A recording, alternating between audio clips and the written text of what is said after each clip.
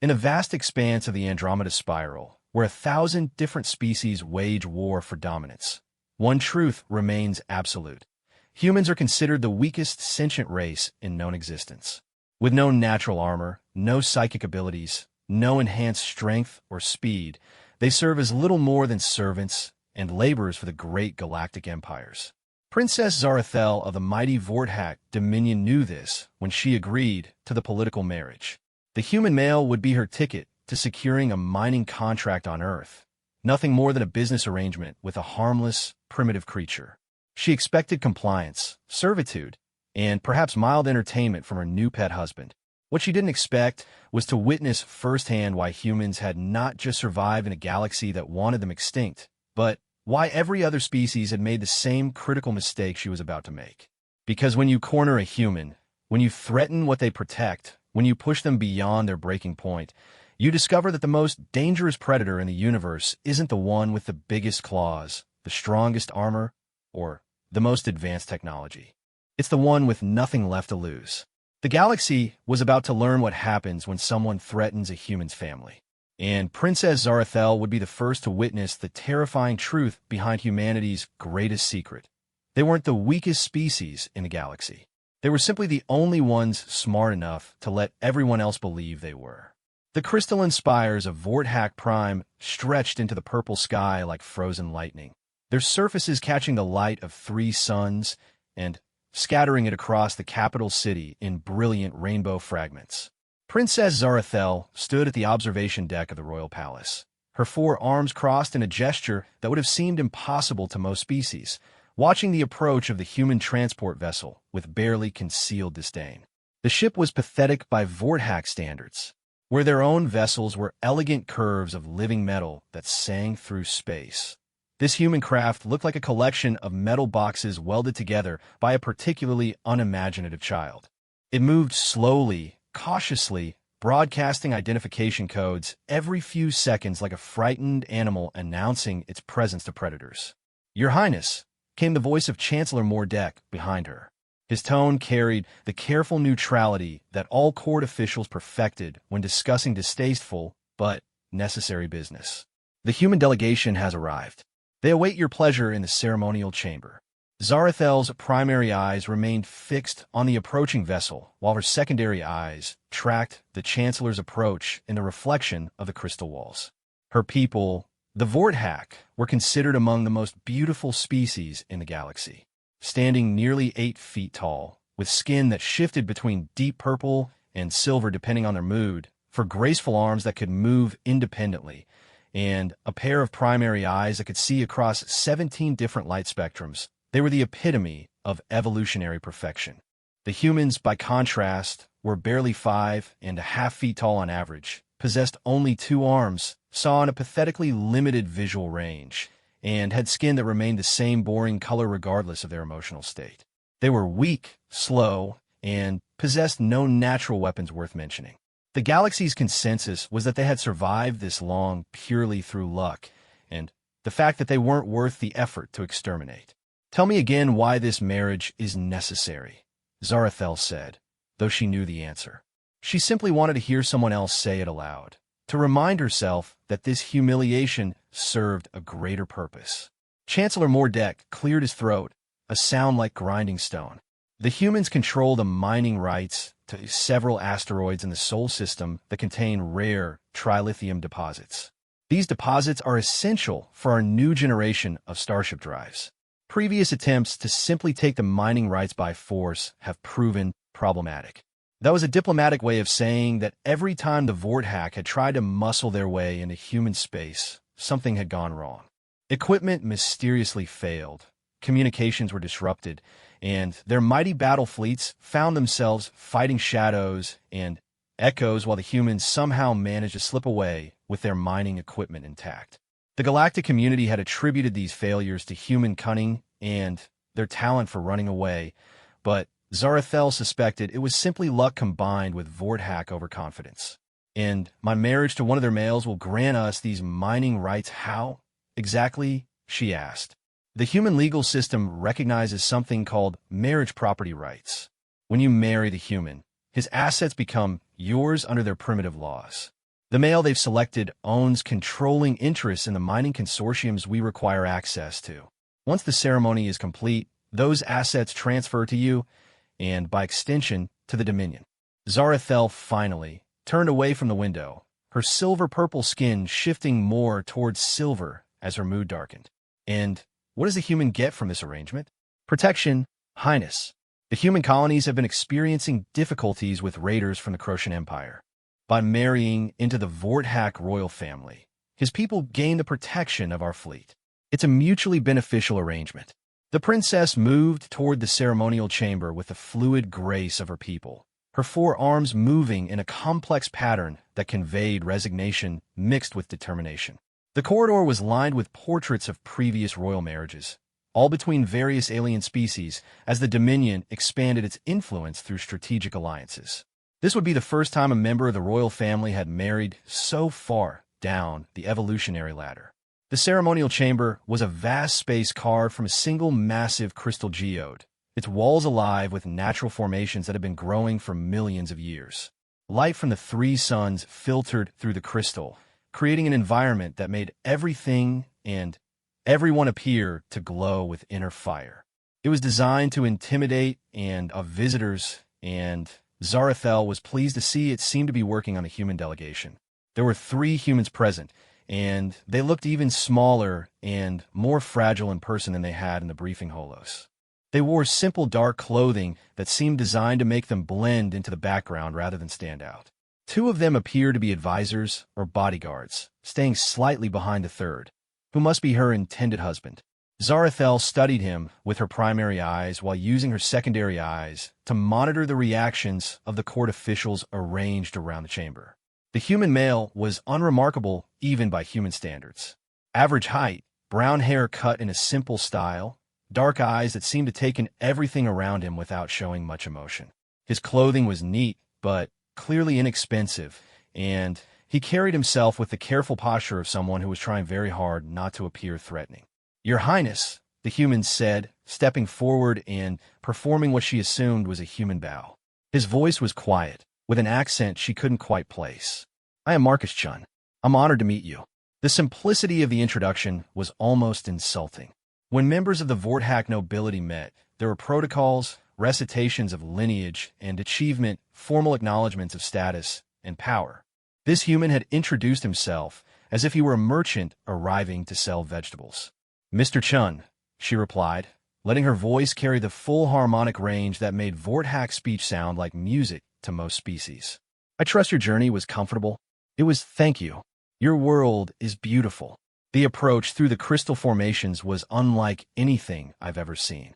His response was polite, but unrevealing. Zarathel had expected nervousness, perhaps fear, certainly some sign of being overwhelmed by the grandeur around him. Instead, he seemed calm, observant, and oddly centered. It was as if he had walked into the most magnificent throne room in the galaxy and found it interesting but not intimidating. Chancellor Mordek stepped forward, clearly eager to move the proceedings along. "If it pleases your Highness, the legal documentation is prepared. Once the ceremony is complete, the mining rights will transfer immediately, and our ships can begin operations within the solar period."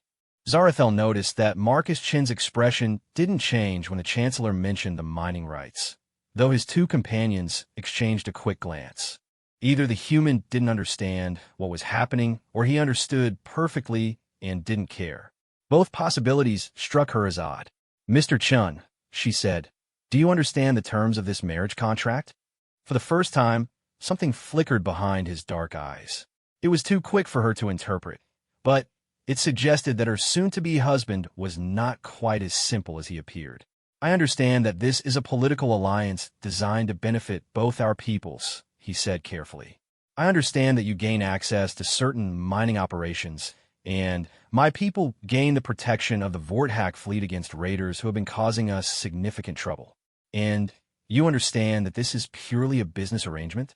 There will be no expectations of personal intimacy in this marriage." Again, that flicker behind his eyes, though his voice remained steady. "I understand the nature of political marriages, Your Highness. I have no expectations beyond those outlined in the contract." The ceremony itself was conducted according to Vorthack tradition, with some modifications to account for the humans' limited understanding of their customs. Marcus Chun repeated the required phrases in carefully practiced Vorthack, though his pronunciation made several court officials wince. He presented her with what his people considered a valuable gift, a small device that he claimed could translate any language in real time. And she gave him the traditional Vorthack marriage crystal, a gem that would mark him as belonging to the royal family. When it was over, Zarathel found herself legally married to a human, with full access to the mining rights that would revolutionize Vorthack starship technology. The humans would receive protection from raiders, and everyone would benefit from the arrangement. It was, by any measure, a successful negotiation. Yet as the ceremony concluded and the various officials began filing out of the chamber, Zarathel couldn't shake the feeling that she had missed something important. Marcus Chun had played his part perfectly, said all the right things, and seemed genuinely pleased with the arrangement. But there had been something in his eyes, some quality of attention and awareness that didn't match the profile of human she had been given. She approached him as the chamber was clearing, her forearms moving in the gesture of polite inquiry that was customary among her people. "Mr. Chun, I suppose I should say, husband, may I ask what you did before this arrangement was made?" He smiled, and for a moment his entire demeanor seemed to shift subtly. "I was retired, actually. Spent most of my adult life in the military, then moved into private security consulting. The mining business was more of a side investment that grew beyond my expectations." "Military service," she mused. "I was told humans had no significant military tradition. We don't really, not compared to species like yours. We've never been much good at conquering other worlds or building vast empires. We're more defensive in our approach to conflicts." There was something in the way he said defensive that made Zarathel's skin shift slightly toward purple. It wasn't quite a warning, but it was close. "And what did you do in this military service?" "Oh, various things. Training, mostly. Teaching young soldiers how to survive in hostile environments, how to make the best use of limited resources, how to solve problems when the odds are stacked against you." He paused, looking around the crystal chamber with those dark, observant eyes. "You'd be surprised what humans can accomplish when they really need to." Before Zarathel could ask what he meant by that, one of his companions approached and whispered something in his ear. Marcus nodded and turned back to her. "Your Highness, I'm afraid we need to return to our ship to arrange for the transfer of the mining documentation. With your permission, I'll have everything ready for your officials to review by tomorrow." She nodded and watched as the three humans made their way out of the chamber. They moved with a kind of casual efficiency that she was beginning to recognize didn't quite match the profile of a weak, primitive species. Their steps were measured, their awareness of their surroundings was subtle but complete, and when they thought no one was looking, she caught glimpses of something that looked almost like professionalism. That evening, as Zarathel reviewed the mining contracts in her private chambers, she found herself thinking about Marcus Chen's words. "You'd be surprised what humans can accomplish when they really need to." It was an odd thing to say, particularly in the context of a species that was universally regarded as harmless. She activated her personal communication array and connected to the Dominion's intelligence network. "I want a complete background check on Marcus Chun, human, formerly of Earth. I want to know everything about his military service, his business activities, and any connections he might have to human defense organizations." "Your Highness," came the response, "such an investigation would take considerable time and resources. Is there a particular concern?" Zarathel stared out at the crystal spires of her city, thinking about the way Marcus had moved, the quality of his attention, and the careful precision of his words. "Call it curiosity about my new husband. I want to know exactly who I've married." 3 days later, the results of the investigation arrived, and Zarathel began to understand that the marriage contract might be more complicated than anyone had anticipated. Marcus Chun wasn't just a retired human military officer who had stumbled into the mining business. He was a decorated veteran of something called the Perimeter Wars, conflicts that apparently didn't exist according to the galactic databases. The deeper the investigation went, the more questions arose. The mining consortium he controlled wasn't just a business. It was a carefully constructed network of companies, resources, and personnel that spanned multiple star systems. his retirement coincided with a significant decrease in successful raids against human civilian targets. And his two companions weren't business associates or bodyguards. They were active-duty officers in something called the Solar Defense Corps, an organization that officially didn't exist. Zarathel sat in her chambers, reviewing the intelligence reports with growing unease. Either the humans were far more organized and capable than anyone realized, or she had just married someone who was connected to the most successful intelligence operation in galactic history. Neither possibility was particularly comforting. She was still reading when her personal communication array chimed with an incoming message. The sender was identified as Marcus Chun, and when she accepted the connection, his face appeared in the holographic display. He was sitting in what appeared to be his quarters aboard the human transport vessel, looking relaxed and friendly. "Good evening, Your Highness. I hope I'm not disturbing you." "Not at all, husband. What can I do for you?" "I wanted to thank you for the warm welcome and to let you know that the mining documentation is ready for your review. Also," he paused, and for a moment his expression became more serious. "I want to make sure you understand that this marriage is more than just a business arrangement for me. You're my wife now, which means your family. And humans take family very seriously." There was something in his tone that made Zarathel's skin shift toward purple again. "What exactly do you mean by that?" Marcus smiled, but it didn't quite reach his eyes. "I mean that if anyone threatens you, hurts you, or tries to use you as a weapon against me or my people, they'll discover that humans have some very old traditions when it comes to protecting family. Traditions that most people in the galaxy have never seen." The connection ended, leaving Zarathel staring at the empty holographic display. She had entered into this marriage expecting to gain a set of mining rights and a harmless human husband who would do as he was told. Instead, she was beginning to suspect that she had gained something far more dangerous. A protector who might not be quite as harmless as everyone believed. The weeks following the marriage ceremony passed in a strange kind of normalcy that Zarathel found increasingly unsettling.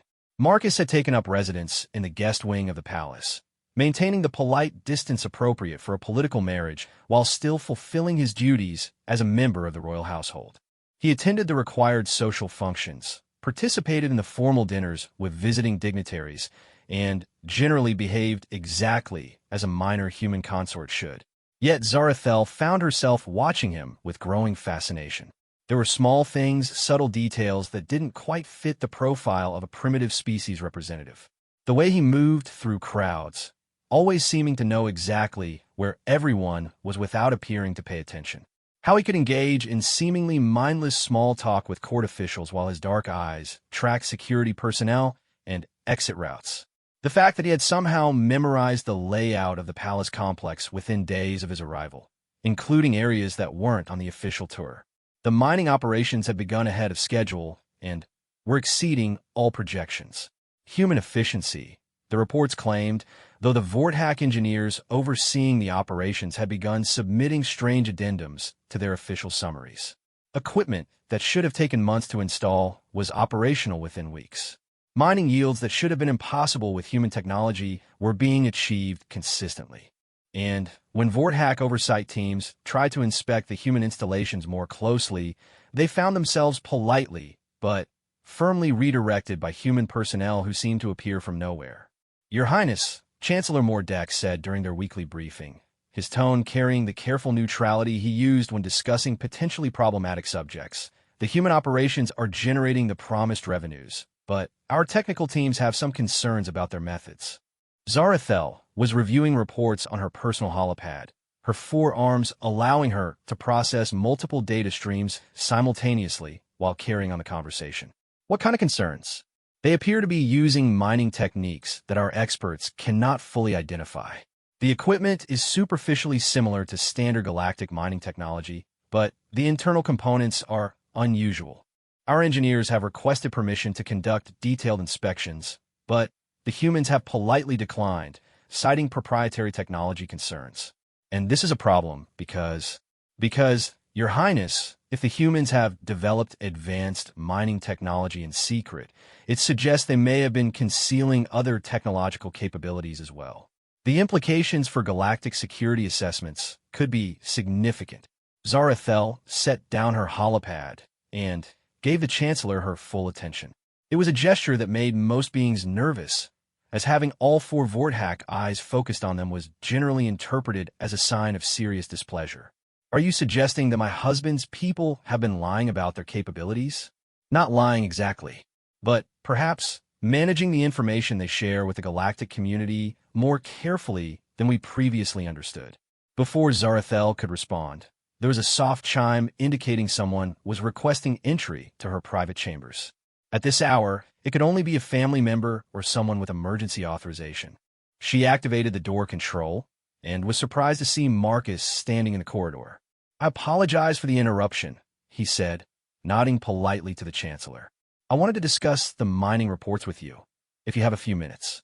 Chancellor Mordek's skin shifted toward a darker purple, the Vorthak equivalent of a frown. "Mr. Chun, these are private briefings concerning matters of state security. I'm not certain it's appropriate for you to—" "Actually," Zarathel interrupted, "since the mining operations are the result of our marriage contract, I think my husband has every right to be involved in these discussions. Please, Marcus, join us." Marcus entered the chamber with that same casual awareness she was learning to recognize. He moved to a position where he could see both the Chancellor and the door, choosing a seat that put him close enough to participate in the conversation without seeming to challenge the existing hierarchy. "I understand there are concerns about our mining techniques," he said without preamble. "I wanted to address those directly rather than let them become a source of tension." Chancellor Mordek's primary eyes fixed on Marcus, while his secondary eyes tracked Zarathel's reaction. "The concerns are technical in nature, Mr. Chun. Our experts simply want to understand how your people are achieving such impressive results with what appears to be relatively primitive technology." Marcus smiled, but Zarathel was beginning to recognize that his smiles carried different meanings depending on the situation. This one was polite, but contained something that might have been amusement. "I think there might be a misunderstanding about what constitutes primitive technology," he said. "Humans tend to approach engineering problems differently than most galactic species. We focus more on efficiency and adaptability rather than raw power or impressive displays." "Could you be more specific?" Zarathel asked. "Well, for example, most galactic mining operations use massive extraction systems that can process enormous amounts of material very quickly. Humans prefer smaller, more precise equipment that can be easily modified for different conditions. Our mining drones are about the size of your hand, but they can work continuously for months without maintenance and adapt their extraction patterns based on real-time geological analysis." Chancellor Mordek leaned forward, his interest clearly piqued. "Hand-sized mining drones?" Our intelligence assessments indicated that human automation technology was decades behind galactic standards. "That's another area where there might be some confusion," Marcus replied. "Human automation isn't designed to replace workers the way most galactic systems are. It's designed to augment human capabilities. Our drones don't work independently. They work as extensions of human operators who can make decisions and adapt to changing conditions in real time." Zarathel was studying Marcus carefully as he spoke. His explanations were reasonable and detailed, but something about his manner suggested that he was choosing his words very deliberately. He was answering their questions without necessarily telling them everything they wanted to know. "Mr. Chun," she said, "how long have humans been using this type of technology?" "Oh, we've been developing these techniques for quite a while. Necessity is a powerful motivator, and when you're dealing with limited resources and hostile environments, you learn to be creative with your solutions." "Hostile environments?" Chancellor Mordek asked. "I was under the impression that most human colonies were established in relatively safe sectors." For just a moment, Marcus's expression became very still. It was such a subtle change that Zarathel almost missed it, but she had been watching him closely enough to notice. When he spoke again, his voice carried a different quality, not threatening exactly, but definitely more serious. "The galaxy is full of hostile environments, Chancellor. Radiation fields, unstable stellar phenomena, asteroid belts with unpredictable trajectories. And then there are the hostile life forms, pirates, raiders, slavers, species that view humans as easy targets because of our reputation for being weak and primitive." He paused, looking directly at Zarathel. When you're trying to build a civilization in an environment where everything wants to kill you, you learn to be very good at survival. You develop technologies that are robust, adaptable, and hard to detect. You train your people to be self-reliant and resourceful. And you learn to let other species underestimate you, because being underestimated is often the best defense you can have. The chamber was very quiet for a moment. Chancellor Mordek's skin had shifted to a deep purple that indicated serious concern, while Zarathel found herself reassessing everything she thought she knew about her husband and his people. "Are you saying that humans have deliberately cultivated a reputation for being primitive?" she asked. Marcus considered his answer carefully. "I'm saying that humans have learned to be pragmatic about survival. If other species want to believe that we're weak and harmless, that's their choice. We're more concerned with protecting our families and our communities than with impressing anyone with our capabilities." Before either Zarathel or the Chancellor could respond, an emergency alert sounded throughout the palace. The harmonic tones indicated an incoming message of the highest priority, the kind reserved for threats to planetary security. Zarathel activated her command interface, and the holographic display immediately filled with the face of Admiral Kethvar, commander of the Dominion's home defense fleet. "Your Highness," the Admiral said, his voice tight with barely controlled anger, "we have a situation. A Croatian raiding fleet has just entered the system. 12 ships, including 3 heavy cruisers. They're broadcasting demands for tribute and threatening to begin orbital bombardment if we don't comply within 6 hours." Zarathel's skin shifted rapidly between silver and purple as her emotional state fluctuated between anger and concern. The Croatian Empire was notorious for their raids against civilian targets, and their timing was almost certainly not coincidental. They had probably calculated that the Dominion's fleet was spread too thin to mount an effective defense, and they were likely correct. Most of the Vorthak warships were currently deployed to the outer colonies, leaving only a small defensive force around the homeworld. "What are our defensive options?" she asked. "Limited, Your Highness. We have 6 ships in system, but they're significantly outgunned by the Croatian force. We can probably hold them off long enough for reinforcements to arrive, but civilian casualties could be severe." Chancellor Mordek stepped forward. "Your Highness, perhaps this would be an appropriate time to test the terms of the marriage contract. The humans are supposed to provide military assistance in exchange for the mining rights." Zarathel looked at Marcus, who had been listening to the exchange with that same calm attention he brought to everything else. "What exactly could your people contribute to this situation?" "I was told that humans have no significant military capabilities." Marcus stood up, and for the first time since she had known him, his entire demeanor changed. The polite, unassuming merchant disappeared, replaced by someone who moved with the fluid precision of a professional soldier. His voice, when he spoke, carried an authority that hadn't been there before. "Admiral," he said, addressing the holographic display directly, "what's the current position of the Croatian fleet?" Admiral Kethvar looked confused at being addressed by a human, but answered the question. "They're holding position at the edge of the system, just outside the orbit of the outer gas giant. Standard raiding formation, cruisers in the center, lighter ships screening the flanks." Marcus nodded, pulling out a small device that Zarathel hadn't seen before. He activated it, and, suddenly, the chamber filled with a detailed, 3-dimensional representation of the solar system, showing the positions of all ships in real time. "How accurate is this information?"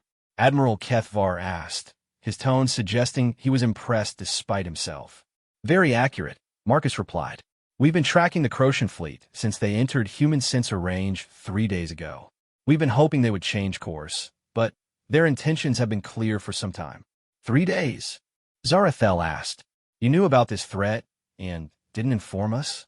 Marcus looked at her, and she saw something in his dark eyes that made her skin shift decisively toward purple. "We informed the appropriate authorities. Your husband, specifically. As my wife, your family now, and threatening my family is something humans take very seriously." He turned back to the tactical display. "Admiral, how quickly can you get your ships into position for a coordinated strike?" "Mr. Chun," the Admiral said, "with all due respect, humans have no experience with fleet engagements. This is a military situation that requires." Marcus cut him off with a gesture, and When he spoke again, his voice carried the unmistakable tone of someone accustomed to being obeyed. "Admiral, the Croatian fleet is about to discover that their intelligence about human military capabilities is somewhat out of date. My question is whether you want your ships to be part of the solution, or whether you'd prefer to watch from a safe distance while humans handle this ourselves." The chamber fell completely silent. Admiral Kethvar stared at Marcus as if seeing him for the first time, while Chancellor Mordek's skin cycled rapidly through several shades of purple. Zarathel realized that her understanding of her husband and his people was about to undergo a fundamental revision. "What exactly are you proposing?" she asked. Marcus smiled, and this time there was nothing polite or diplomatic about it. "I'm proposing to show you why humans have survived in a galaxy full of predators, Your Highness, and why threatening human families is generally considered to be a serious mistake." He activated his communication device. "Perimeter Command, this is Chun. We have a Code 7 situation in the Vorthack system. Request immediate tactical support." The response came immediately, in clear, professional tones that somehow didn't sound at all like the primitive species that everyone believed humans to be. "Copy, Chun. Support package en route. ETA, 15 minutes. Rules of engagement." Marcus looked at Zarathel, and she realized he was asking for her permission. Not as a subordinate to a superior, but as an equal partner seeking confirmation for a course of action. "Your Highness," he said quietly, "would you like to see what happens when someone threatens a human's family?" Zarathel thought about everything she had observed over the past weeks. The subtle competencies, the careful answers, the technologies that shouldn't exist, and the growing suspicion that humans were something very different from what they appear to be. "Yes," she said. "Show me." Marcus nodded and spoke into his communicator. "Perimeter Command, rules of engagement are weapons-free. Full tactical response authorized. Acknowledged. Beginning operation in 10 minutes. Recommend all friendly forces maintain safe distance." As the communication ended, Zarathel found herself wondering exactly what kind of species she had married into, and whether the galaxy's assessment of human capabilities was about to undergo a very dramatic and potentially terrifying revision. The next 15 minutes transformed everything Zarathel thought she knew about the balance of power in the galaxy. It started with what appeared to be nothing at all. The tactical displays continued to show the Croatian raiding fleet holding position at the system's edge, 12 ships maintaining their threatening formation while broadcasting increasingly aggressive demands for tribute. Admiral Kethvar's small Vorthack defensive force had moved to intercept, but even optimistic projections showed they would be severely outgunned in any direct engagement. Marcus stood quietly beside the tactical display, occasionally speaking in low tones into his communication device. His words were in human language that Zarathel's translation systems couldn't parse, but his tone was calm, professional, and completely at odds with what she would have expected from someone whose people were supposedly defenseless. "Mr. Chun," Chancellor Mordek said, his voice tight with barely concealed anxiety, "I'm not detecting any human ships approaching the system. How exactly do you propose to assist our defense forces?" Marcus looked up from his communicator with that same slight smile that Zarathel was learning to associate with him, knowing something that everyone else had missed. "Who said anything about ships, Chancellor?" Before anyone could ask what he meant by that, the tactical display suddenly flickered and updated with new information. Where moments before it had shown empty space around the Croatian fleet, now it revealed nearly 36 objects that hadn't been there before. They appeared simultaneously, distributed throughout the formation in positions that should have been impossible to achieve without being detected. Admiral Kethvar's voice came through the communication array with a mixture of shock and confusion. "Your Highness, I'm reading massive sensor goes throughout the enemy formation. Either our equipment is malfunctioning or your equipment is fine." "Admiral," Marcus interrupted, "those aren't sensor ghosts. They're human tactical assets that have been in position for the past 3 days." Zarathel stared at the display, trying to understand what she was seeing. The objects were small, no larger than the mining drones Marcus had described earlier, but they were positioned with a precision that suggested intimate knowledge of Croatian fleet tactics. They surrounded each enemy ship like a three-dimensional net, close enough to touch the hulls, but somehow remaining undetected until now. "How is this possible?" she asked. "Our intelligence reports indicated that humans have no significant stealth technology." That's technically true, Marcus replied. We don't have stealth technology. We have something better. On the display, the Croatian fleet was beginning to react to whatever their sensors were finally detecting. The formation was starting to shift, ships moving to defensive positions as they realized they were no longer alone in the empty space. But their movements seemed sluggish, confused, as if they couldn't quite understand what they were facing. Marcus spoke into his communicator again, using that same untranslatable human language. Whatever he said was brief, but the response was immediate and devastating. The first Croatian cruiser simply disappeared. One moment, it was visible on the tactical display.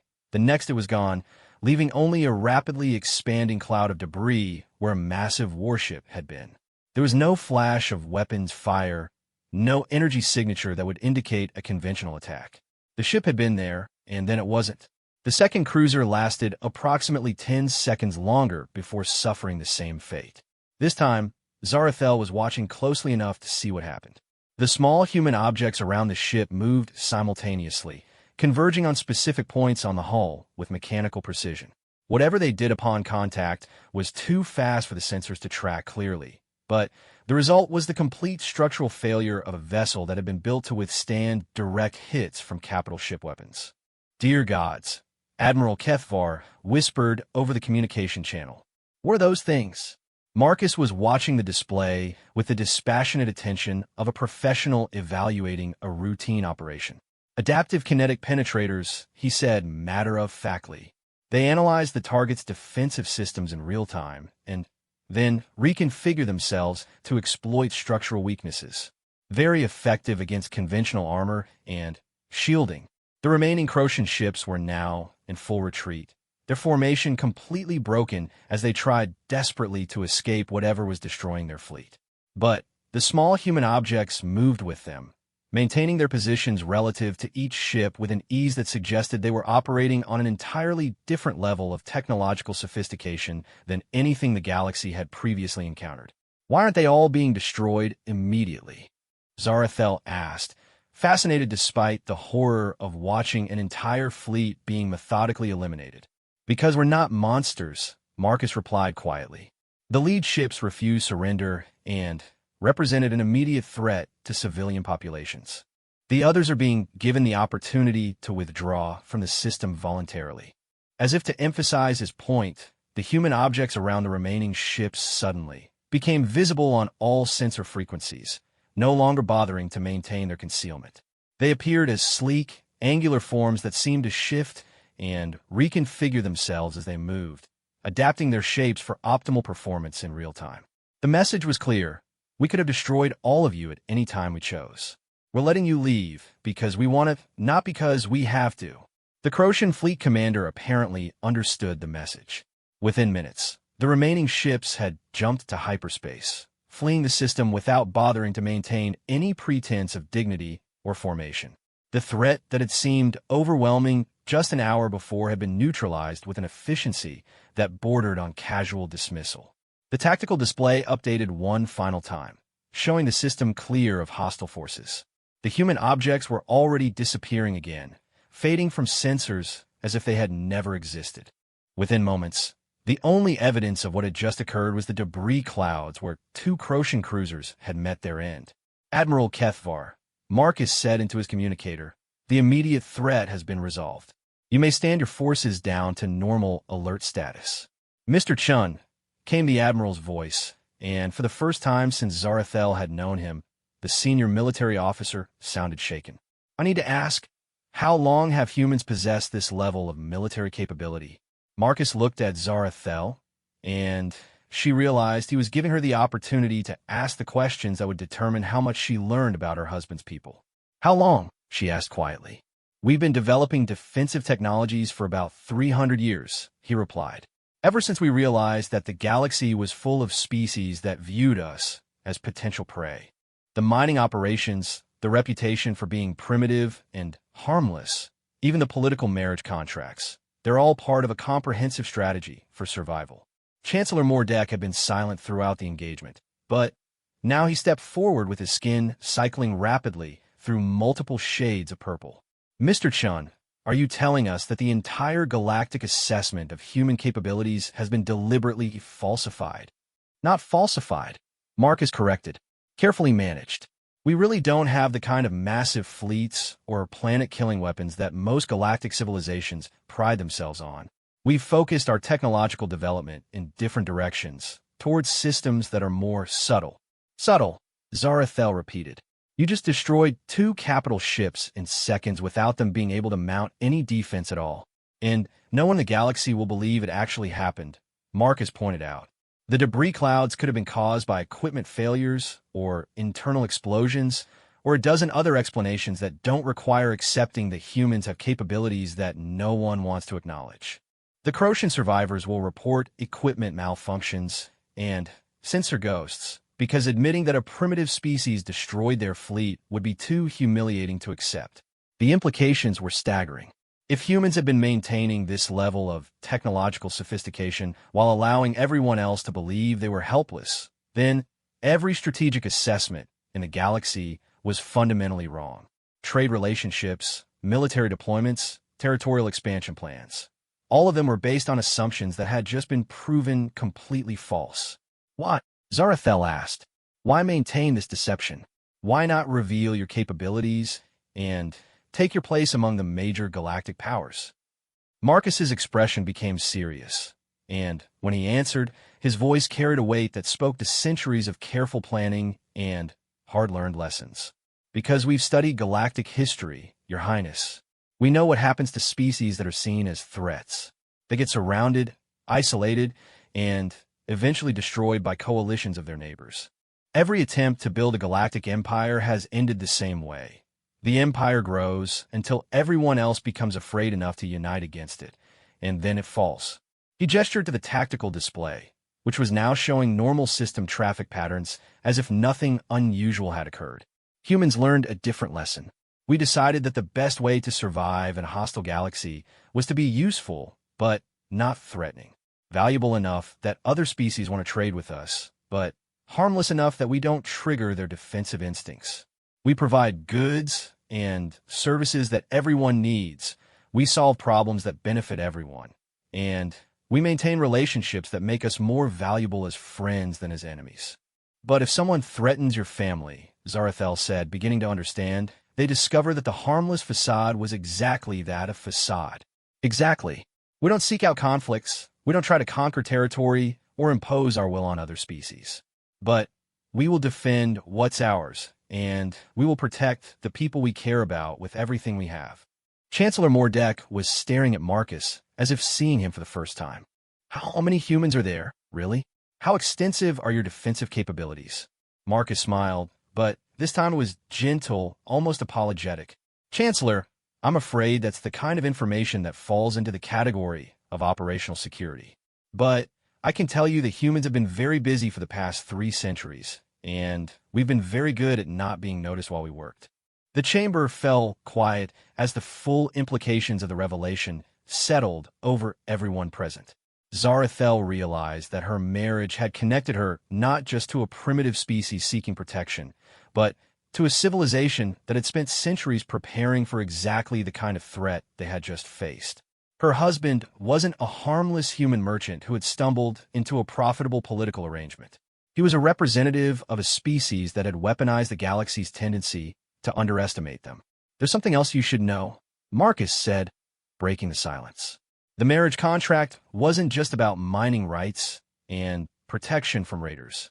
It was also about establishing formal diplomatic relationships between our peoples. Humans have been looking for allies who could appreciate the value of discreet cooperation. Meaning what exactly? Zarathel asked. Meaning that as my wife, you now have access to human technologies and resources that could revolutionize your people's capabilities. Not just mining equipment, but medical technologies, communication systems, manufacturing processes, agricultural techniques, innovations that we've developed over the centuries, but haven't shared with the galactic community. He paused, meeting her eyes directly. In exchange, we'd like to have friends who understand that sometimes the most effective way to maintain peace is to be prepared for war, even if you never intend to start one. Zarathel felt her world shifting around her as she realized that the political marriage she had thought would gain her people access to some valuable mining operations had actually connected them to a species that could reshape the balance of power in the galaxy. Her harmless human husband was offering her technologies that could make the Vorthak Dominion one of the most advanced civilizations in known space. "And if we choose to accept this partnership," she asked, "what would be expected of us?" "Nothing dramatic," Marcus replied. "Continue to treat humans as you have been, as useful but harmless trading partners who pose no threat to anyone. Help us maintain our reputation for being primitive and defenseless. And occasionally, when someone makes the mistake of threatening human civilians or attacking our worlds, be understanding when they suffer from unfortunate equipment failures and sensor malfunctions." "A conspiracy of protection," Chancellor Mordek murmured, his skin shifting to a thoughtful shade of silver purple. "A mutual defense arrangement between friends," Marcus corrected. "Nothing more, nothing less." Zarathel looked at the tactical display, now showing the peaceful star system, where 2 Crocian cruisers had been destroyed minutes earlier by weapons that officially didn't exist, deployed by a species that the galaxy considered harmless. She thought about the technologies Marcus was offering, the diplomatic advantages of being allied with a species that everyone underestimated, and the security that came from having friends who were far more dangerous than they appeared. "Husband," she said formally, "I believe this partnership could be very beneficial for both our peoples." Marcus smiled, and for the first time since she had met him, it was completely genuine. "I was hoping you'd feel that way. Welcome to humanity's oldest tradition, Your Highness, which is making sure that the people we care about are safe, no matter what it takes." As the implications of her new understanding settled over her, Zarathel realized that her marriage had given her far more than she had bargained for. She had gained not just a husband, but an entire hidden civilization that had been quietly preparing to protect its friends for centuries. The galaxy was about to become a very different place, though most people would never realize it. 3 months after the Crocian incident, Zarathel was beginning to understand that marrying Marcus Chun had fundamentally changed not just her life, but the trajectory of her entire civilization. The promised human technologies had begun arriving in discrete shipments, disguised as routine trade goods, but containing innovations that were decades ahead of anything in the galactic databases. The medical scanners could diagnose diseases that Vorthak physicians had never seen before. The communication systems could maintain clear contact across interstellar distances without the massive relay networks that most civilizations required. The manufacturing processes could produce materials with properties that seemed to violate several laws of physics. Each shipment came with detailed documentation written in the clear, practical language that Zarathel was learning was typical of human technical writing. But the most remarkable change was in Marcus himself. As the weeks passed, and he became more comfortable with her genuine interest in learning about his people, the careful facade of harmlessness began to fade. She started to see glimpses of the person he had been before the marriage contract, a professional soldier who had spent decades preparing for conflicts that most people didn't even know were possible. "The key to understanding human military philosophy," he explained during one of their evening conversations, "is that we don't think about wars the way most species do.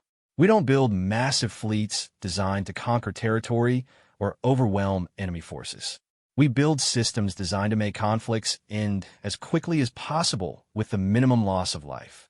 They were sitting in the palace gardens, watching the sunset paint the crystal spires in shades of gold and crimson. Marcus had been explaining the tactical principles behind the weapons that had destroyed the Crocian fleet, using terms and concepts that suggested a level of military sophistication that was completely at odds with humanity's reputation. But those weapons were devastating, Zarathel pointed out. 2 capital ships destroyed in seconds. Exactly. Quick, decisive, and surgical. The Crocian fleet lost 2 ships and withdrew immediately, which meant the conflict ended with minimal casualties on both sides. If we had used conventional weapons, the battle could have lasted hours and resulted in the complete destruction of all 12 enemy ships, plus significant damage to your defensive forces. Marcus picked up a fallen crystal leaf from the garden path, turning it over in his hands as he spoke. Humans learned early in our history that the most effective way to end violence is to demonstrate that continuing the violence will be more costly than accepting defeat. If you can show an enemy that you have the capability to destroy them completely while offering them a path to survive with their dignity intact, most rational opponents will choose survival. And if they're not rational, then they discover why threatening human families is considered a serious mistake. Marcus replied quietly. The conversation was interrupted by the arrival of Chancellor Mordeck, moving with a rapid pace that indicated urgent business. His skin was cycling through several shades of purple, suggesting a level of agitation that was unusual for the normally composed court official. "Your Highness," he said, performing the ritual bow while clearly struggling to maintain diplomatic protocols. "We have received a communication from the Hegemony Council. They are requesting a formal audience to discuss recent irregularities in galactic shipping patterns." Zarathel felt her own skin shift toward purple as the implications became clear. The Hegemony Council was the closest thing the galaxy had to a governing authority, a coalition of the 12 most powerful species that worked together to maintain stability and resolve disputes. If they were requesting an audience with the Vorthack Dominion, it meant they had detected something that concerned them. "What kind of irregularities?" she asked. "According to their preliminary report, there has been a significant decrease in successful piracy operations throughout the Outer Rim sectors over the past 6 months. Several raiding fleets have simply disappeared, with no debris or distress signals to indicate what happened to them. The Council is concerned that someone may be using advanced weapons technology in violation of the Galactic Arms Limitation Treaties." Marcus had gone very still beside her, his expression becoming neutral in a way she had learned indicated he was thinking very carefully about what to say next. "Did they mention any specific incidents?" he asked. Chancellor Mordeck consulted his datapad. "They referenced the destruction of the Crocian raiding fleet in our system as a particular area of concern. Apparently, the survivors reported unusual sensor readings and equipment failures that the Council's technical experts find implausible." Zarathel realized that the moment she had been unconsciously dreading had finally arrived. The galactic community was beginning to notice that something had changed in the balance of power, and they were looking for explanations. If the Hegemony Council concluded that humans possessed advanced weapons technology, the carefully maintained facade of harmlessness would collapse. "When do they want to conduct this audience?" she asked. "They will arrive in system tomorrow, Your Highness." The delegation includes military representatives from all 12 member species, as well as technical experts and legal advisors. They are requesting full access to our sensor logs from the Crocian incident, as well as permission to interview all witnesses. Marcus stood up, the crystal leaf still in his hand. "Your Highness, with your permission, I'd like to contact my people and inform them of this development. There may be some preparations we need to make." "What kind of preparations?" "The kind that will ensure this audience reaches the conclusions that benefit everyone involved," he replied. That evening, Zarathel found herself in her private chambers reviewing everything she had learned about her husband and his people over the past months. The marriage that had begun as a simple business arrangement had evolved into something far more complex. She had gained access to technologies that could transform her civilization, but she had also become part of a conspiracy that involved deliberately deceiving the galactic community about human capabilities. The moral implications were troubling. On one hand, humans appear to be using their hidden advantages solely for defensive purposes, protecting themselves and their allies from aggressive species without seeking territorial expansion or political dominance. On the other hand, they were maintaining this advantage through systematic deception, allowing other species to make strategic decisions based on fundamentally false information. When Marcus returned to his chambers later that evening, she was waiting for him with questions that she needed answered before the council delegation arrived.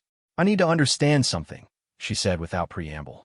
"If humans have been secretly protecting shipping lanes and eliminating pirate fleets for months, aren't you essentially governing galactic security from the shadows?" Marcus sat down across from her, his expression serious. "That's one way to look at it. Another way is that we're providing a service that benefits everyone while asking for nothing in return except to be left alone. But you're making decisions about who lives and who dies, about which conflicts are resolved and which are allowed to continue. isn't that the kind of power that should be subject to some form of democratic oversight? You're assuming that the current galactic power structure is democratic, Marcus replied. The Hegemony Council represents 12 species that control most of the galaxy's resources and make decisions that affect thousands of other species who have no voice in the process. Pirates and raiders operate freely because hunting them down would be expensive and dangerous for conventional forces, so the major powers tolerate a certain level of civilian casualties as an acceptable cost of doing business. He leaned forward, his dark eyes reflecting the chamber's soft lighting. Humans decided that those casualties weren't acceptable, so we developed the capabilities to do something about it. We don't ask permission because we've learned that asking permission usually results in committees and debates and political calculations while people die. But who decides which threats get eliminated and which don't? Who makes sure you don't abuse this power? Marcus was quiet for a moment, and when he answered, his voice carried a weight that spoke to centuries of careful consideration. We do.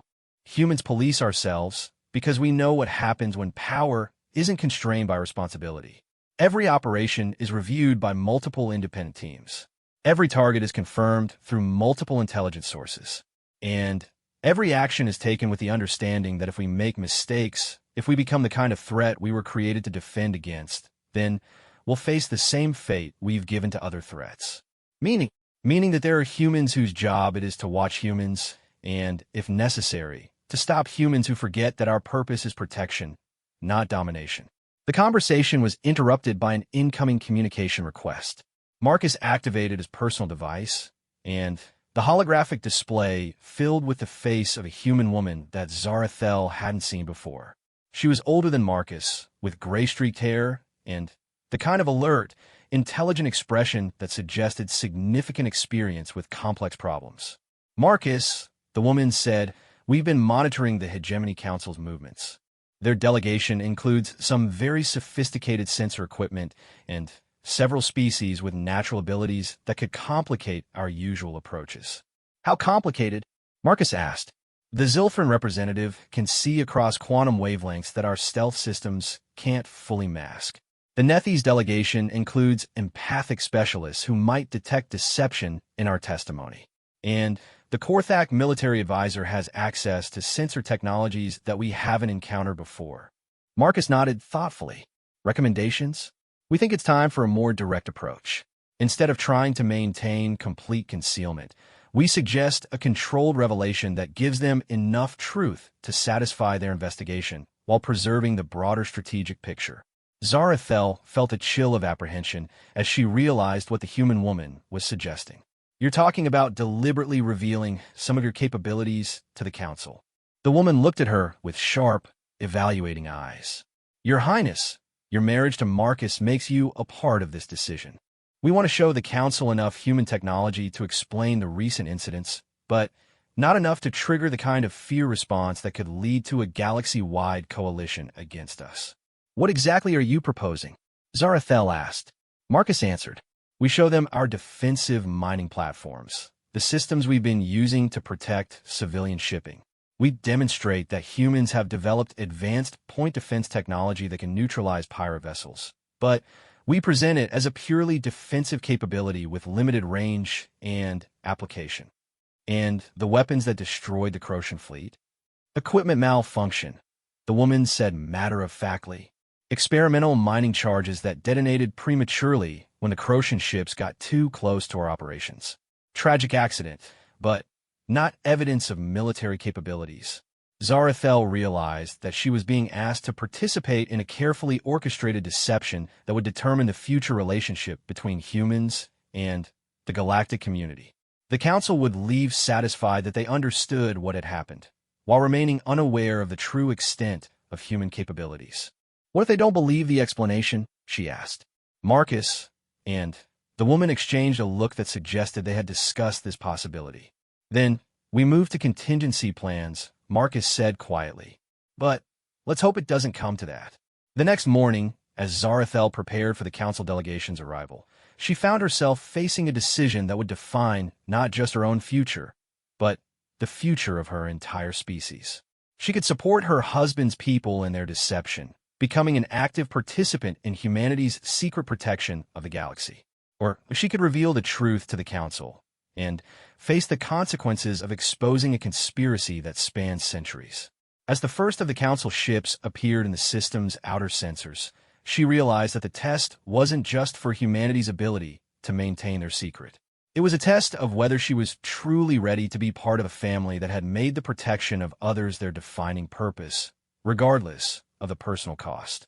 The next few hours would determine whether the galaxy's most successful conspiracy could survive its first real investigation, or whether humanity's oldest tradition would finally be exposed to the light of galactic scrutiny.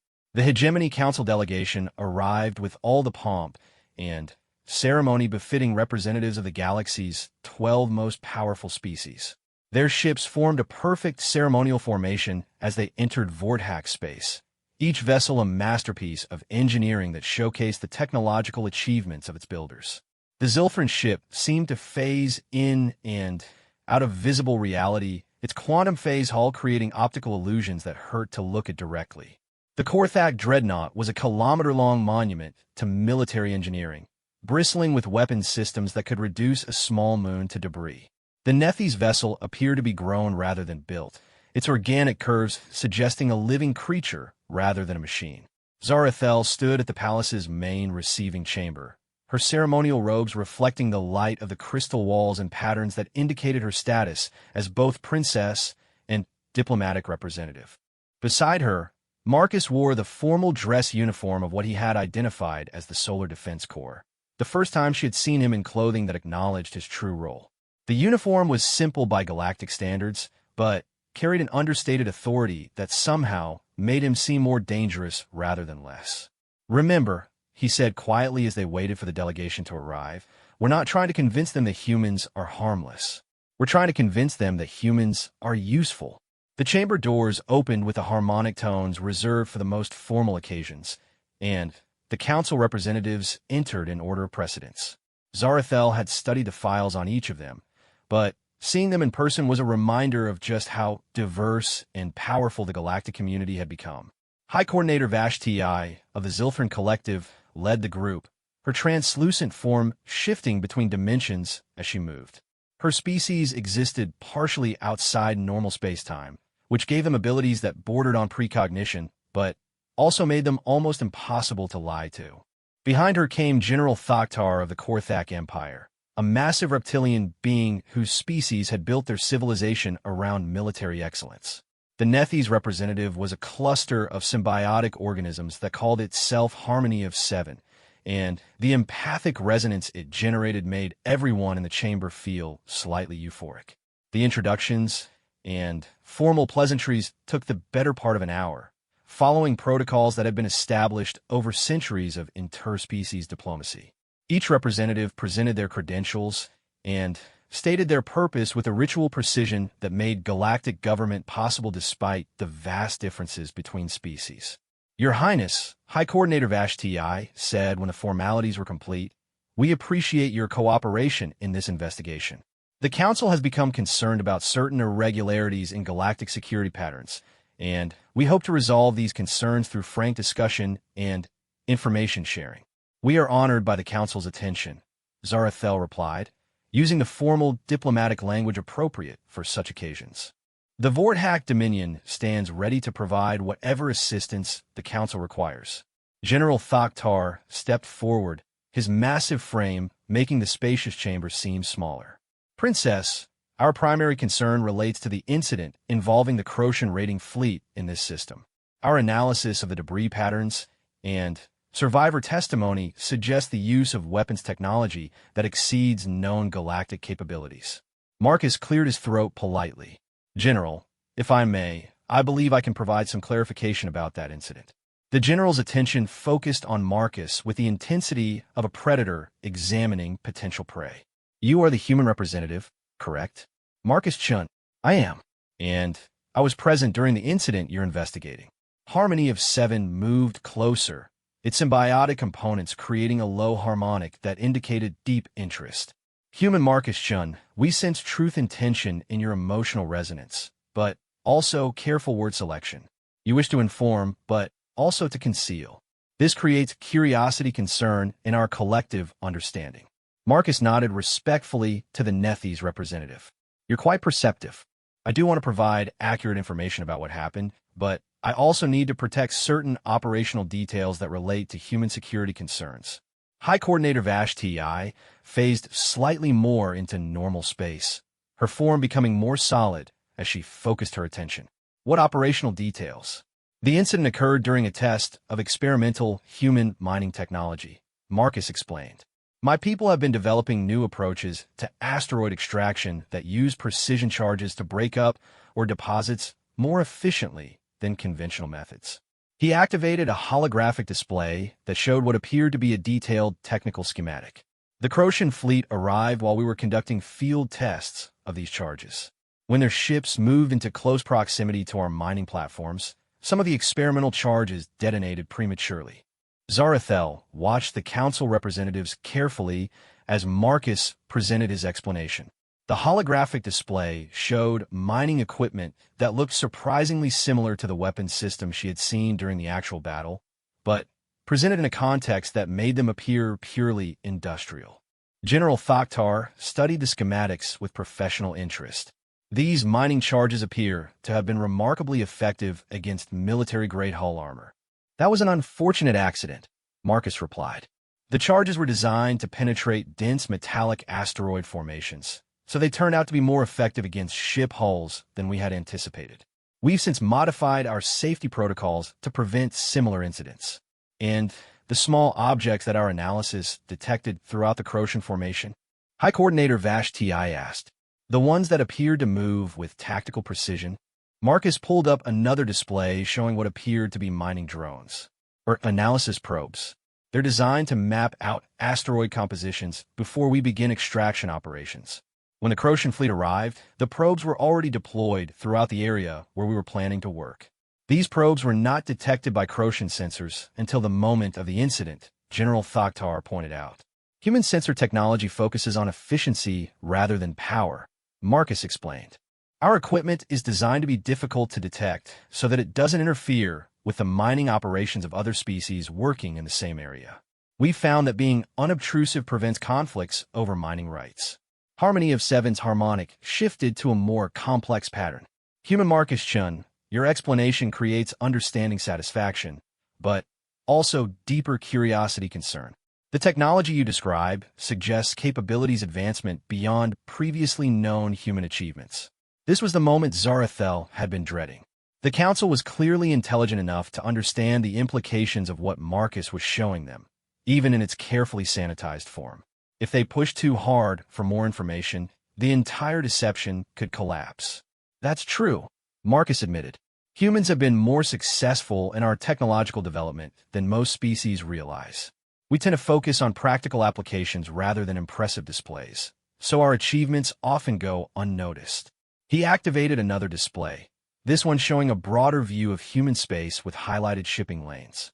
For example, over the past few years, we've been using our mining platforms to provide security for civilian shipping in areas where pirate activity has been problematic. The platforms can detect threats and neutralize them before they can attack merchant vessels. You're saying the humans have been conducting military operations throughout the Outer Rim. General Thoktar's tone suggested this revelation was not entirely welcome. We're saying that humans have been protecting civilian shipping using mining equipment that turned out to have defensive applications, Marcus corrected. We never sought authorization for these operations because we didn't consider them to be military in nature. High Coordinator Vashti phased partially out of normal space, her form becoming translucent as she consulted information sources that existed in dimensions the other species couldn't access. When she returned to full visibility, her expression was thoughtful. Human Marcus Chun, our quantum temporal analysis suggests that your species has been conducting these defensive mining operations for a significantly longer period than you have indicated. We detect probability echoes of human intervention in conflicts dating back several centuries. The chamber became very quiet. Zarathel realized that the council's investigation was far more thorough than anyone had anticipated, and that the carefully prepared explanation might not be sufficient to satisfy their concerns. Marcus was silent for a long moment, And when he spoke again, his voice carried a different quality. Not threatening, but absolutely certain. High Coordinator, you're correct. Humans have been protecting civilian populations from raiders and pirates for a long time. We've been doing it quietly, without seeking credit or recognition, because we believe that people have the right to live and work without being terrorized by predators. He looked directly at each of the council representatives in turn. We don't ask permission because protecting innocent people isn't something that requires authorization. We don't seek recognition because we're not doing it for political advantage. And we don't apologize for it because someone has to do the job, and apparently we're the only ones willing to do it without demanding payment or territory in return. General Thoktar's massive form straightened, and Zarathel could sense the shift in the chamber's atmosphere as the council representatives realized they were dealing with something more complex than a simple technology violation. You're claiming the humans have appointed themselves as galactic peacekeepers without any oversight or accountability, the general said. We're claiming that humans protect human families and friends from threats, Marcus replied. And over the centuries, that definition of family has gotten quite large. Harmony of Seven's harmonic became almost musical as the Nethes collective processed the emotional implications of Marcus's statement. Human Marcus Chun, you speak of protection instinct extending beyond biological kinship to include chosen bonds and alliance relationships. This creates understanding recognition of fundamental motivation. Exactly. Humans have a very broad definition of family, and we take family obligations seriously. High Coordinator Vashti phased in and out of normal space several times before speaking. Human Marcus Chun, our quantum analysis indicates that your species possesses technological capabilities that could pose a significant threat to galactic stability if used aggressively. Why should the Council believe that humans will continue to use these capabilities solely for defensive purposes? Marcus smiled, and Zarathel recognized the expression as the one he wore when he was about to make a point that would end the discussion. Because, High Coordinator, if humans wanted to conquer the galaxy, we would have done it already. We've had the capabilities for centuries, and we've had plenty of opportunities. The fact that you're all still here, still running your own civilizations, and making your own decisions should tell you everything you need to know about human intentions. The council representatives exchanged glances as the implications of that statement settled over the chamber. If Marcus was telling the truth, then humans had been secretly capable of galactic domination for centuries and had chosen not to pursue it. If he was lying, then he was the most audacious liar any of them had ever encountered. General Thoktar was the first to speak. What assurances can you provide that humans will continue to exercise this restraint? The same assurances your own people provide that they won't abuse their power, Marcus replied. You'll have to trust that we understand the difference between protection and domination, and that we've built our entire civilization around maintaining that distinction. And if the Council were to demand access to human military facilities for inspection purposes? High Coordinator Vashti asked. Marcus's expression became very serious. Then, you would discover that threatening human families is generally considered to be a serious mistake. But I hope it doesn't come to that, because humans prefer to have friends rather than enemies. The chamber fell completely silent as the Council representatives processed the full implications of the conversation. They had arrived expecting to investigate a simple case of unauthorized weapons technology and had instead discovered that one of the galaxy's supposedly primitive species had been secretly protecting civilization for centuries. Finally, Harmony of Seven spoke, its harmonic creating a sense of peaceful resolution. Human Marcus Shun, the Council appreciates your candor about human capabilities and intentions. We propose a formal recognition of human security operations in exchange for regular reports on your activities and coordination with Council oversight. Marcus looked at Zarathel, and she realized he was asking for her input as both his wife and the representative of the first species to formally ally with humanity's hidden civilization. The Vorthak Dominion supports this proposal, she said. We believe that formalizing humanity's protective role will benefit everyone involved. Agreed, Marcus said. Humans are willing to work with the Council to coordinate our security operations, provided that we maintain operational independence and the right to protect human families and allies from any threat.